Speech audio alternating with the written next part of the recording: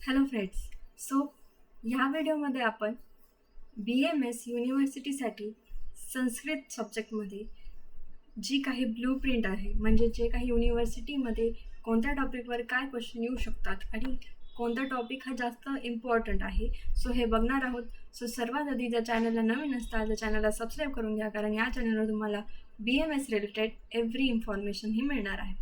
Okay, so बघा, आता इथे तुम्हाला दिसत आहे how to pass Sanskrit. Okay, आपण हेच बघणार आहोत. आणि ही जी तुम्हाला इथे दिसत आहे ही NCISMची ब्लू प्रिंट आहे. ओके, सो आता याच्यामध्ये आपल्याला दिसत आहे बघा, ही जी ब्लू प्रिंट आहे, राईट.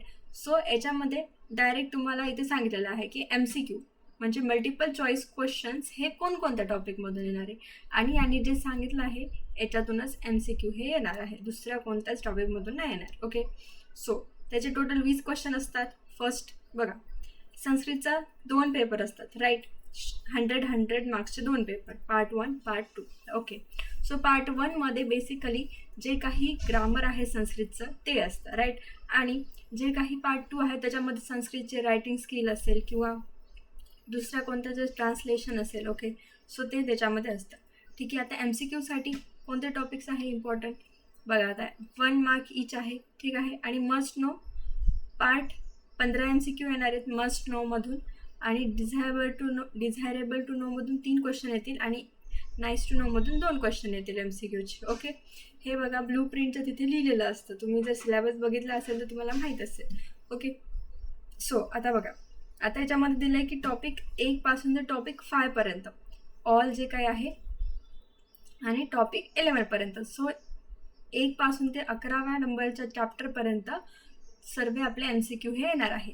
म्हणजे काय, तर त्याच्या पुढचे जे काही आहे, ओके, म्हणजे पार्ट 2 मधले, सो त्याच्यामध्ये MCQ येणार नाही, राईट. बघा, आता इथे तुम्हाला दिसत असेल 1 ते 11व्या नंबरचा चॅप्टर, राईट. सो म्हणजे उदाहरणार्थ काय आहे, तर सर्व चॅप्टरमधून तुम्हाला तिथे क्वेश्चन्स हे येणार आहे. मग आता त्याच्यामध्ये डिझायरेबल टू नो मधून 15 क्वेश्चन येतील, राईट. मग आता ते डिझायरेबल टू नो ते तुम्हाला सिलेबस प्रिंटमध्ये लिहिलेलं असतं. ओके, सिलेबसमध्ये ते आपल्याला बघू शकतो, राईट. आता बघा, टॉपिक नंबर 1 काय आहे, वर्णमाला, संस्कृत परिचय, माहेश्वरी सूत्र, राईट. आता वर्णमाला सर्वांना माहिती आहे, ठीक आहे, किती व्यंजन आहे, किती स्वर आहेत, ठीक आहे, किती संयुक्त स्वर आहे, राईट. सो ते तुम्हाला माहीत पाहिजे, कारण असा क्वेश्चन येऊ शकतो की स्वर किती आहे संस्कृत व्याकरणामध्ये. डायरेक्ट तुम्हाला नंबर देते 3 4 5 6, तर ते तुम्हाला तिथे लिहिता आलं पाहिजे. ओके, त्यानंतर परिचय, ठीक आहे, जनरल इन्फॉर्मेशन असेल त्याच्याबद्दल, किंवा माहेश्वरी सूत्र तर त्याच्यावर तर क्वेश्चन हा येतो.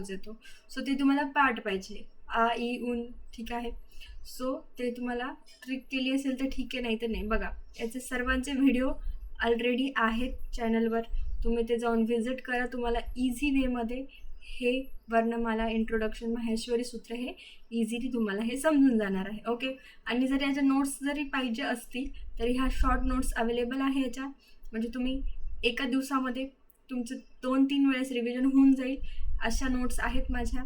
ओके, सो ते पाहिजे असेल तर तुम्हाला डिस्काउंटमध्ये सध्या तुम्हाला मिळून जातील, ज्यांना युनिव्हर्सिटीची एक्झाम आहे त्यांच्यासाठी. ओके, तर बघा, टॉपिक 1 मधून तिथे आपल्याला दिसतंय की टोटल किती 5 क्वेश्चन येणार आहे, right.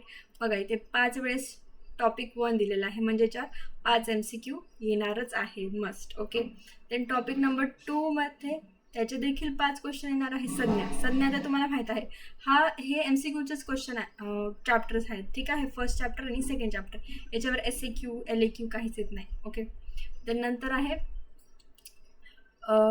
Topic number 5, right. So कारकवर पण इथे किती 5 क्वेश्चन त्यांनी सांगितलेले आहेत. ओके, देन नंतर टॉपिक नंबर 10, ठीक आहे. टॉपिक नंबर 10 मधून 3 क्वेश्चन येणार आहे MCQला, आणि टॉपिक नंबर 11 मधून 2 MCQ येणार आहेत, असं यांच्या ब्लू प्रिंटनुसार सांगितलेलं आहे. तरी पण आपल्याला बेसिक माहीत पाहिजे की आपण MCQमध्ये लिहू शकू. ओके, देन नंतर त्याच्यानंतर काय आहे बघा, आता आहे short answer question, SAQ important.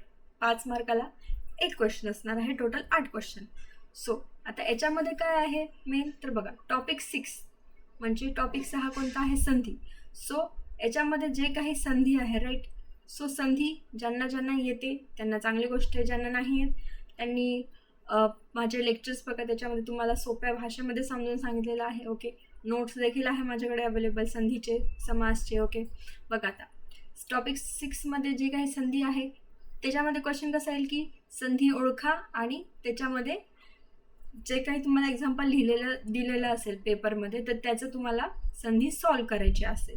जसं बघा, Sanskrit paper 1 is equals to मॅथचा जो पेपर असतो, मॅथमध्ये जसं आपल्याला न्यूमेरिकल सॉल्व करायचे असतात तसं संधीमध्ये सॉल्व करायचे असते. ओके, संस्कृतमध्ये समास, संधी हे जे आहे कारक हे सॉल्व करायचे असतात राईट.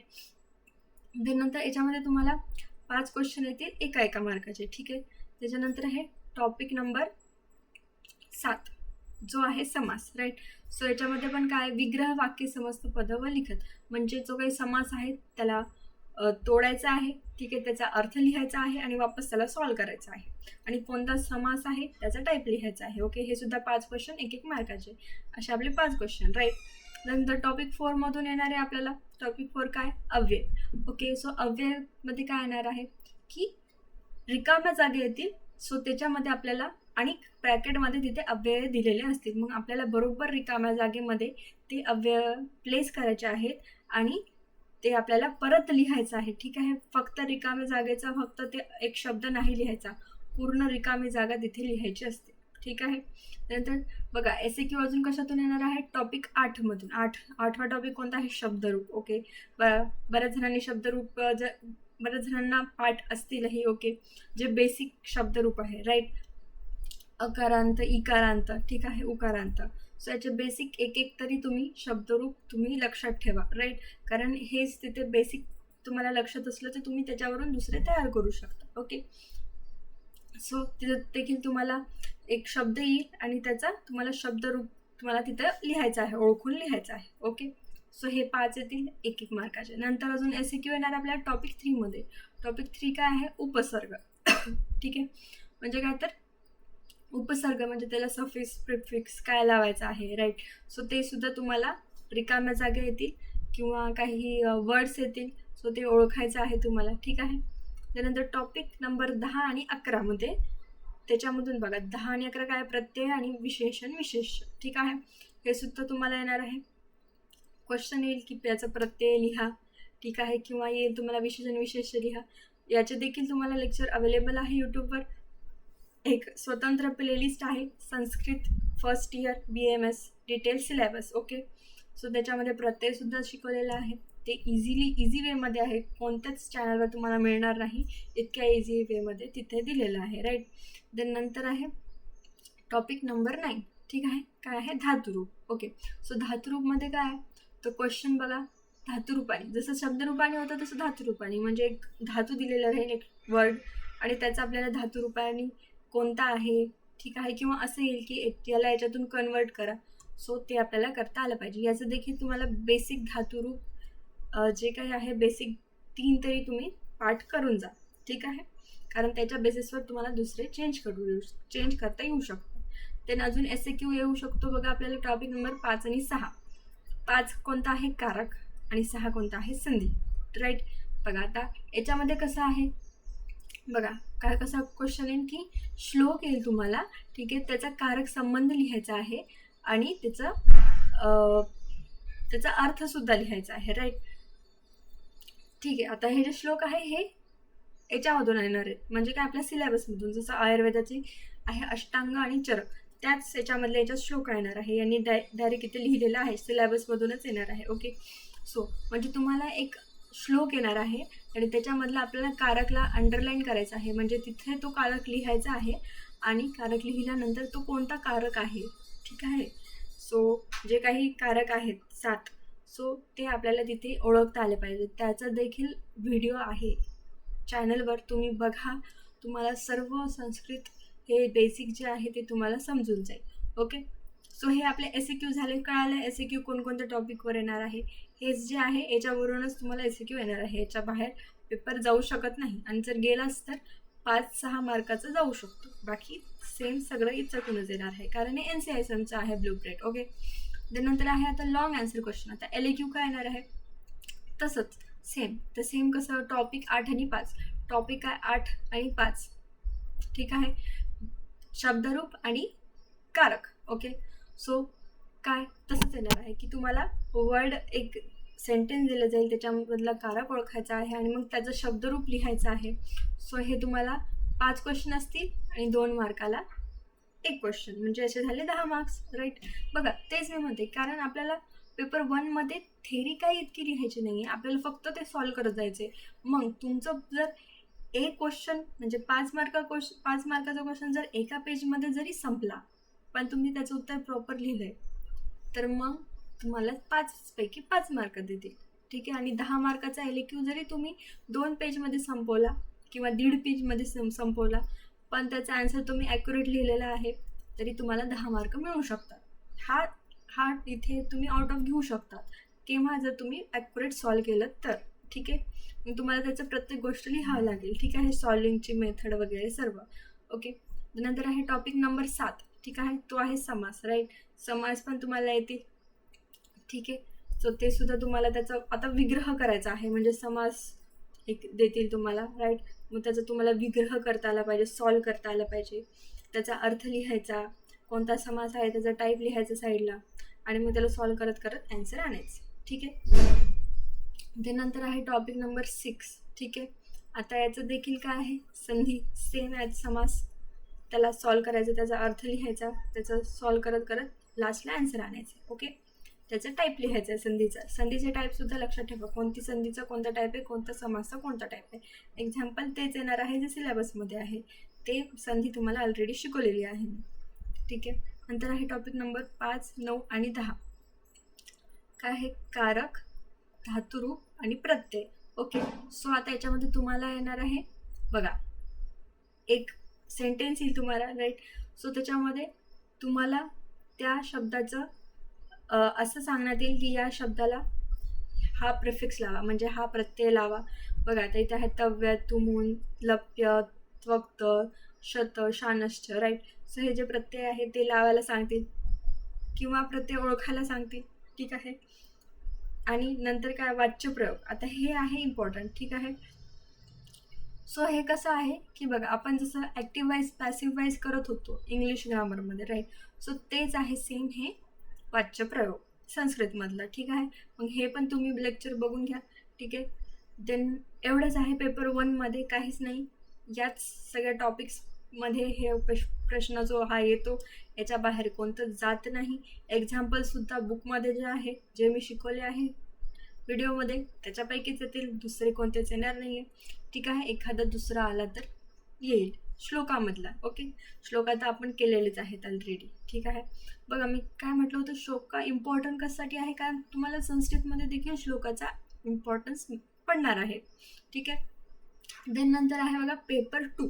ओके, सो आता पेपर 2मध्ये काय आहे, सर्वात फर्स्ट आयुर्वेद इतिहास. जे काही 20 MCQ आहे ते आयुर्वेद इतिहासमधूनच येणार आहे, त्याच्या बाहेर कोणताच MCQ जाणार नाही आहे, ठीक आहे. मग आता आयुर्वेद इतिहास ते तर आता तुम्हाला मी 1 शॉट घेणारच आहे आयुर्वेद इतिहासचा, राईट. सो त्याच्यामध्ये तुमचं सर्व आयुर्वेद इतिहास कवर होऊन जाणार आहे. आणि जर कोणाला नोट्स पाहिजेच असतील आयुर्वेद इतिहासचे, तर तुम्हाला 50 रुपीजमध्ये नोट्स आहेत, ओके, आयुर्वेद इतिहास. सो ज्याला पाहिजे असतील त्यांनी मला व्हॉट्सअप करा मेसेज, ओके. देन त्याच्यानंतर झाला आपला आयुर्वेद इतिहास. देन त्याच्यानंतर आहे शॉर्ट आन्सर क्वेश्चन, ठीक आहे. द टॉपिक नंबर 3 काय आहे, अन्वयलेखन. येस, अन्वयलेखन इम्पॉर्टंट आहे सेकंड पेपरमध्ये. तर सेकंड पेपर हा कसा आहे, थेरी ओरिएंटेड आहे. याच्यामध्ये मॅथ्ससारखं सॉल्विंग नाही आहे, तर थेरी करायची आहे. म्हणजे काय, तुम्हाला श्लोक दिला जाईल, राईट, त्याचं अन्वयलेखन करा, त्याचा अर्थ लिहा, त्याच्यामध्ये शब्दरूप आणि धातुरूप कोणते आहे ते लिहा, ठीक आहे. कधी कधी संधी त्याच्यामधली शोधा, समास शोधा, त्याचे टाईप्स लिहा, हे तुम्हाला येऊ शकतं तिथे, राईट. त्यानंतर हे टॉपिक नंबर 3 परत एकदा श्लोकाचं तुम्हाला अन्वयलेखन करायचं आहे, ठीक आहे. आता ह्याच्यामध्ये अन्वयलेखन ना जे काही आहे तर ते 2 याच्यात डिवायडेड आहे. एक आहे जो आपल्या सिलेबसमध्ये जे काही चरकसंहिता आणि अष्टांग हृदय आपण शिकतोय, राईट. त्याच्यामधलं जे काही अष्टांग हृदय आहे जे आपण टॉपिक्स आपले आहेत 12 राईट. सो त्याच्यामधून तुम्हाला श्लोक येतील आणि त्याचा अन्वय करून लिहायचा आहे राईट. आणि एक जे आहे ते आहे आपलं वैद्यकीय सुभाषित साहित्य. ठीक आहे, त्याचे जे 50 अन्वय आहेत. ठीक आहे, सो ते तुम्हाला त्याच्यापैकी एक येईल. ओके, त्याची देखील PDF आहे माझ्याकडे, डायरेक्ट सॉल्व केलेले आहे. अन्वय श्लोक, त्याचा अन्वय केलेला आहे, त्याचा अर्थ, त्याच्यात शब्दरूप, धातुरूप, संधी, समास. ओके, याची देखील PDF तुम्हाला 50मध्ये मिळून जाईल. ओके, 50चे 50 तिथे अन्वय आहेत सॉल्व केलेले. ओके, देन त्याच्यानंतर काय आहे, परत एकदा दुसरा आणि तिसरा जो काही अन्वय आहे, ठीक आहे, टॉपिक, सो ते आपल्याला त्याच्यात येणार आहे राईट.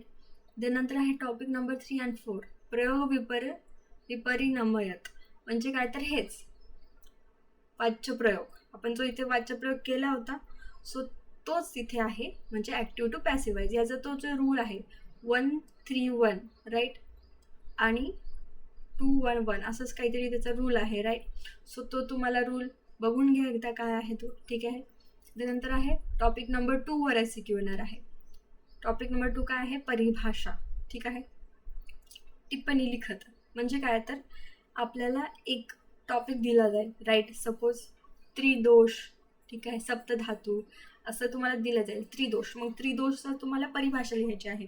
ठीक आहे, सो मग त्याची परिभाषा लिहिल्यानंतर मग त्याला थोडंसं एक्सप्लेन करायचं आहे, थेअरी लिहायची आहे 2 पेज पुरतं. ठीक आहे, किंवा 1 आणि 1.5 पेज.